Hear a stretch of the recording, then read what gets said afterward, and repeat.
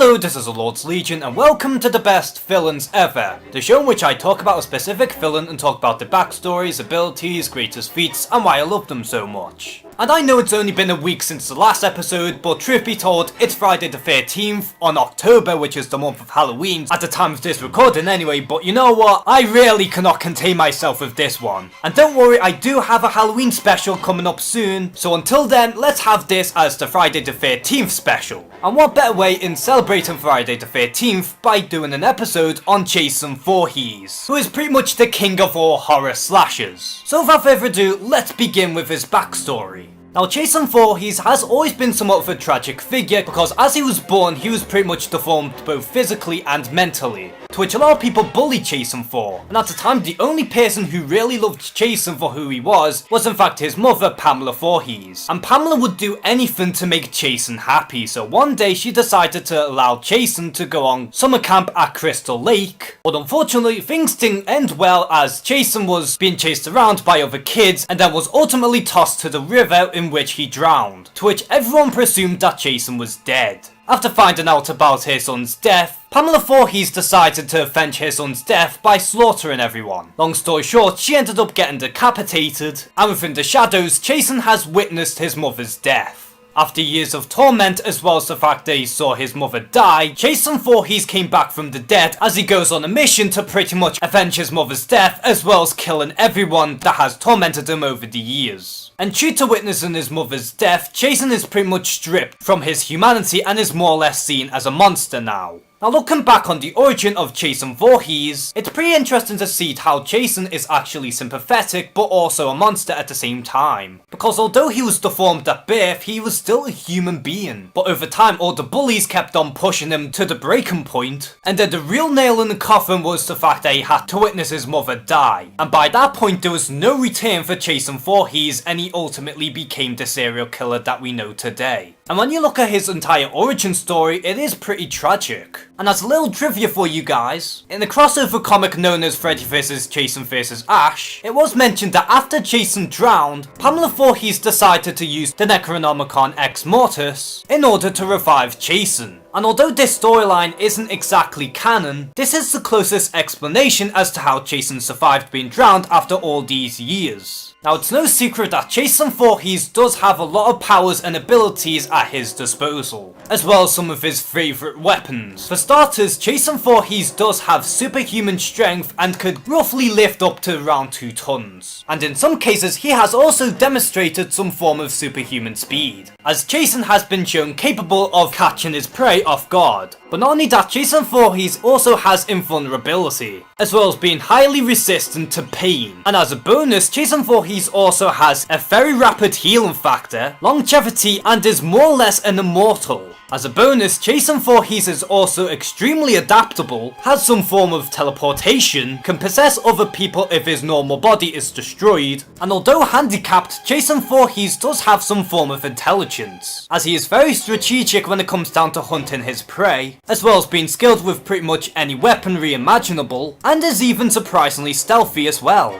Now, as I already mentioned, Jason Voorhees is very skilled with weaponry, however his most preferred weapon is of course the iconic machete. But not only that, Jason Voorhees also uses some axes, knives, and hammers, as well as spears, hacksaws, and even spear guns to name a few. But the moral of the story, if there's anything that could be weaponized, then Jason would take full advantage of it. Now, over the years, Jason Voorhees has achieved a bunch of great feats both in terms of strength as well as durability, some of which are actually pretty insane. For starters, Jason Voorhees has been capable of crushing people's skulls with his bare hands. But not only that, Jason has also punched someone's head off Mortal Kombat style, as well as snapping a whole bed in half while someone was still laying in bed, which again shows off his impressive strength. Not only that, Jason has also been shown to be able to toss a car, can pretty much impale someone through the chest and rip their heart out. And Jason Voorhees is also capable of ripping someone in half, again, with his bare hands. Plus he is able to go toe to toe with Freddy Krueger himself, which in itself is pretty impressive. But not only that, Jason Voorhees can also keep up with Uber Jason, which is actually impressive as Uber Jason is pretty much an enhanced version of himself.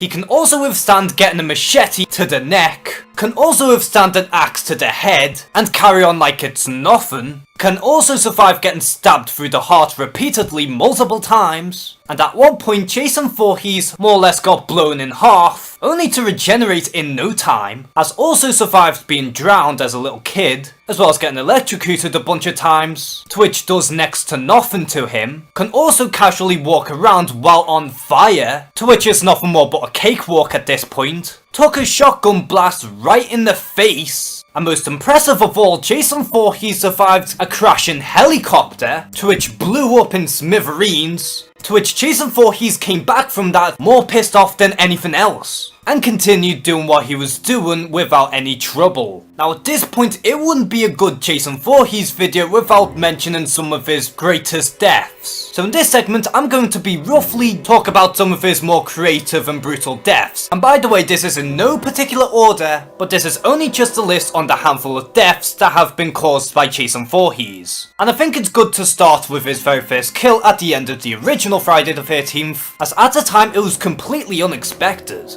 Another good one is the fact that Jason Voorhees has been able to twist someone's head 180 degrees and then just decapitate it right off. The eye popper death from part 3 was also pretty good, if a little goofy, but even that being said, it's still a brutal way to die. The machete through the face was also a pretty good one, to which the victim falls with his wheelchair. The already mentioned bed death from Freddy vs Jason was also incredibly brutal. Also really enjoyed the quote-unquote human pretzel death, to which Jason Voorhees pretty much snaps someone in half, similarly to the bed death. And again, I have to bring up the death from Jason Takes Manhattan, in that Jason punches someone's head clean off. And given credit where credit is due, the spear death from the reboot was actually pretty good. A pretty badass death was the fact that Jason Voorhees slashed someone in half with a clean machete strike. Also, killing a woman during sex was one of these classical kills. And yet again, I do have to mention that Mortal Kombat death in which Jason Voorhees impaled someone with his own arm and ripping their heart out. The paintballing death was also a pretty comedic one, tongue-in-cheek, straight to the point. As well as the classic harpoon to the eye death, which does show off Jason Voorhees' skills with some form of firearm, which was probably the only time he's ever done so. And it was also pretty impressive to see Jason Voorhees do a triple kill on these three assholes as well.